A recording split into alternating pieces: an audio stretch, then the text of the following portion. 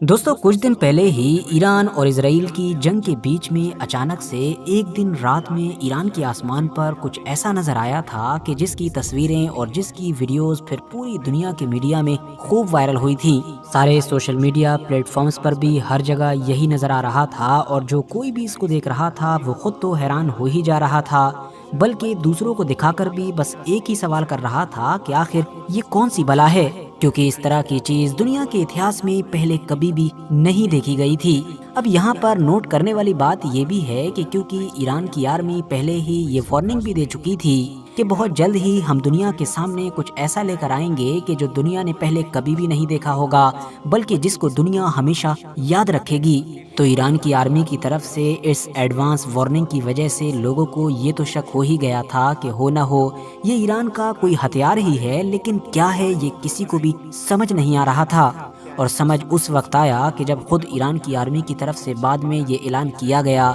कि उन्होंने आज इजराइल के खिलाफ पहली बार अपनी one of the most dangerous और पावरफुल मिसाइल का इस्तेमाल किया है, जिसका नाम है सिज्जील। जी बिल्कुल, सिज्जील। अब जरा यहाँ पर थोड़ा सा ठहरिए और अब हम मुसलमानों की सबसे पवित्र मतलब के सबसे मुकद्दस किताब कुरान को खोलते हैं। पारा नंबर 30, सूरा नंबर 105 और आयत नंबर 4 पर चलते हैं और जानते हैं यहाँ पर क्या नजर आता है। सिज्जील। जी हाँ, ये कोई अलग सिज्जील नहीं है, बल्कि ये सिज्जील और ईरान की मिसाइल वाला सिज्जील दोनों सेम हैं। बल्कि ईरान ने तो जब अपने सबसे बड़े दुश्मन इसराइल के खिलाफ इस्तेमाल करने के लिए अपनी सबसे ताकतवर मिसाइलों में से एक मिसाइल मतलब कि इसको बनाया था, तो उसका नाम सिज्जील रखा ही कुरान की इस आयत को देखकर था। मगर सवाल ये है कि आखिर क्यों, आखिर सिज्जील का मतलब क्या है? आखिर ईरान ने अपनी इस ताकतवर मिसाइल का नाम सिज्जील ही क्यों रखा? और आखिर 8 से 14.5 और 1500 साल पहले नाजिल होने वाली मुसलमानों की इस आसमानी किताब के अंदर ये सिज्जील वर्ड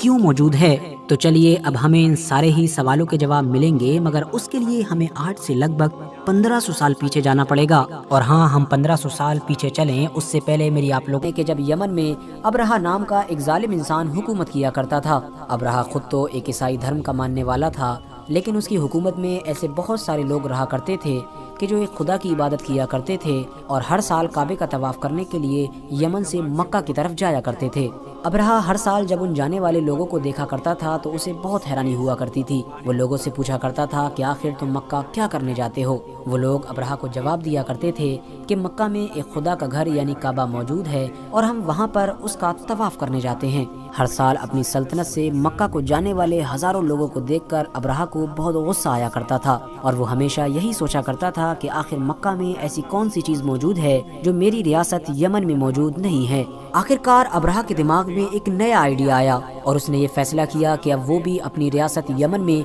काबे की ही तरह एक बड़ा सा घर बनवाएगा, जिस घर पर हर साल हजारों लोग आया करेंगे और उस घर का भी काबे की ही तरह तवाफ किया करेंगे। आखिरकार बड़ी लागत और मेहनत के बाद अबरहा अपनी रियासत यानी यमन में एक ऐसा टेम्पल बनाने में कामयाब हो गया था कि जो उस दौर का दुनिया का सबसे बड़ा टेम्पल था। ये देखकर अबरहा बहुत खुश था, क्योंकि उसे यकीन था कि कोई भी इंसान इतने खूबसूरत और इतने बड़े घर का तवाफ करने से इनकार नहीं करेगा। लेकिन अबरहा को उस वक्त जबरदस्त झटका लगा कि जब उसकी सल्तनत में रहने वाले लोगों ने ही उसके बनाए हुए उस आलीशान घर को देखने से भी इनकार कर दिया और हर एक ने यही जवाब दिया कि हम मक्का तो इसलिए जाते हैं कि वहाँ पर काबा यानी खुदा का घर मौजूद है, लेकिन जिस घर को तुमने बनवाया है वो खुदा का नहीं बल्कि तुम्हारा खुद का शैतानी घर है। ये सुनकर अबरहा गुस्से से लाल हो गया और उसने फौरन एक बड़ी फौज के साथ नऊज़ बिल्लाह मक्का पर अटैक करने का फैसला किया। अबरहा ने सोचा कि क्यों ना मैं उस काबे को ही इस दुनिया से हमेशा हमेशा के लिए खत्म कर दूं, कि जिस काबे को देखने के लिए पूरी दुनिया से हर साल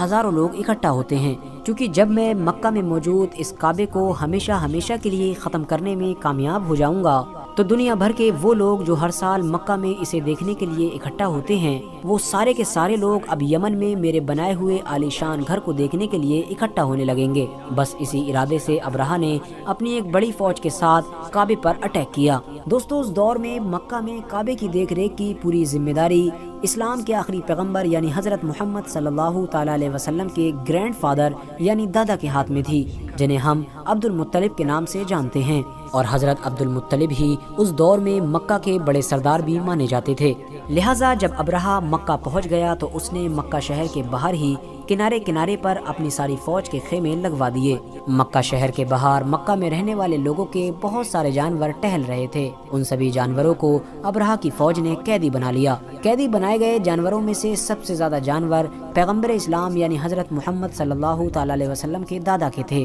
پیغمبر اسلام یعنی حضرت محمد صلی اللہ تعالی علیہ وسلم کے دادا یعنی حضرت عبد المطلب اپنے جانوروں کو چھڑانے کے لیے ابرہہ کے پاس پہنچ گئے۔ ابرہہ نے جب مکہ کے اتنے بڑے سردار کو آتے ہوئے دیکھا تو اس نے سوچا کہ ضرور عبد المطلب کعبے کے بارے میں بات کرنے آئے ہوں گے اور وہ ضرور مجھ سے درخواست کریں گے کہ آپ ہمارے کعبے کو مت گرائیے، اس کے بدلے میں چاہیں آپ کتنی بھی دولت لے لیجئے۔ لیکن حضرت عبد المطلب نے ابرہہ کے پاس پہنچ کر جو ابرہہ سے پہلا سوال کیا وہ سن کر ابرہہ حیران رہ گیا، کیونکہ عبد المطلب نے ابرہہ سے کہا کہ میں نے سنا ہے کہ تمہاری فوج نے ہمارے کچھ جانوروں کو قیدی بنا لیا ہے، میں چاہتا ہوں کہ ہمارے قیدی بنائے گئے سبھی جانوروں کو جلدی سے جلدی چھوڑ دیا جائے۔ ابرہہ نے جب عبد المطلب کو سب سے پہلے اپنے جانوروں کے بارے میں بات کرتے ہوئے سنا تو اس نے فوراً کہا کہ اے عبد المطلب، کیا تمہیں کعبے کی کوئی پریشانی نہیں ہے؟ کیا تمہیں نہیں پتا ہے کہ میں تمہارے کعبے کو ہمیشہ ہمیشہ کے لیے گرانے آیا ہوں؟ میں نے تو سنا تھا کہ تم اپنے کعبے سے حد سے زیادہ محبت کرتے ہو، لیکن مجھے تو ایسا محسوس ہوتا ہے کہ تمہیں کعبے سے زیادہ اپنے جانور پیارے ہیں۔ یہ سن کر پیغمبر اسلام یعنی حضرت محمد صلی اللہ تعالی علیہ وسلم کے دادا مسکرائے اور ابرہہ کو جواب دیا کہ جن جانوروں کو تم نے قید کیا ہے وہ میری ملکیت میں ہیں، یعنی ان جانوروں کا مالک میں ہوں، اسی لیے میری ذمہ داری بنتی ہے کہ میں ان جانوروں کی حفاظت کروں۔ لیکن جس کعبے کو تم گرانے کے ارادے سے آئے ہو اس کا مالک ہم میں سے کوئی بھی نہیں ہے، بلکہ اس کا مالک صرف اور صرف اللہ ہے، اور میں سمجھتا ہوں کہ وہ اپنے گھر کی حفاظت کرنا ہم میں سے سب سے اچھی طرح سے جانتا ہے۔ یہ سن کر ابرہہ ہنسا اور اس نے فوراً اپنے سپاہیوں کو حکم دیا کہ مکہ کے جتنے بھی جانوروں کو قید کیا گیا ہے ان سب کو آزاد کر دیا جائے۔ لہٰذا حضرت عبد المطلب اپنے سارے جانوروں کو لے کر مکہ شہر کے اندر واپس آ گئے اور انہوں نے سب سے پہلے کعبے کے پاس پہنچ کر مکہ کے سبھی لوگوں کے ساتھ مل کر کعبے کی حفاظت کے لیے دعا کی، اور اس کے بعد مکہ میں رہنے والے سبھی لوگ اپنے سردار یعنی حضرت عبد المطلب کے ساتھ مکہ شہر چھوڑ کر مکہ کے پاس ہی میں موجود پہاڑیوں پر جا کر بیٹھ گئے اور پہاڑیوں کے اوپر سے ہی مکہ شہر کے اندر ہونے والے اس ظلم اور زیادتی کو دیکھنے لگے کہ جو ابرہہ کی فوج کی طرف سے کیا جا رہا تھا۔ لیکن جیسے ہی ابرہہ کی فوج کے ہاتھیوں نے کعبے کی طرف بڑھنے کا ارادہ کیا، ویسے ہی مکہ کے آسمان میں ابابیل نام کے یہ پرندے اکٹھا ہونا شروع ہو گئے۔ کچھ دیر کے اندر ہی پورے مکہ کے آسمان میں صرف اور صرف ابابیل نظر آ رہے تھے۔ دیکھتے ہی دیکھتے یہ ابابیل ہزاروں کی گنتی میں بدل چکے تھے اور ان سبھی پرندوں کی چونچوں میں مٹی کے بنے ہوئے چھوٹے چھوٹے پتھر تھے۔ ابابیل پکشیوں کی اس فوج نے اپنی چونچ میں موجود پتھروں کو زمین پر پھینکنا شروع کر دیا۔ حد سے زیادہ اونچائی سے پھینکے گئے یہ چھوٹے چھوٹے پتھر جب نیچے جا کر ابرہہ کی فوج کے لگتے تھے تو ایسا محسوس ہوتا تھا کہ مانو کسی نے بندوق چلا دی ہو۔ ابرہہ کی حد سے زیادہ مضبوط فوج پرندوں کی طرف سے پھینکے گئے ان چھوٹے چھوٹے پتھروں کو بھی برداشت نہ کر سکی اور کچھ دیر کے اندر ہی انہی پتھروں کی وجہ سے ابرہہ کی پوری فوج ماری گئی۔ بتایا جاتا ہے کہ ابابیل کی طرف سے پھینکے گئے ان چھوٹے چھوٹے پتھروں کی اسپیڈ اتنی زیادہ تیز تھی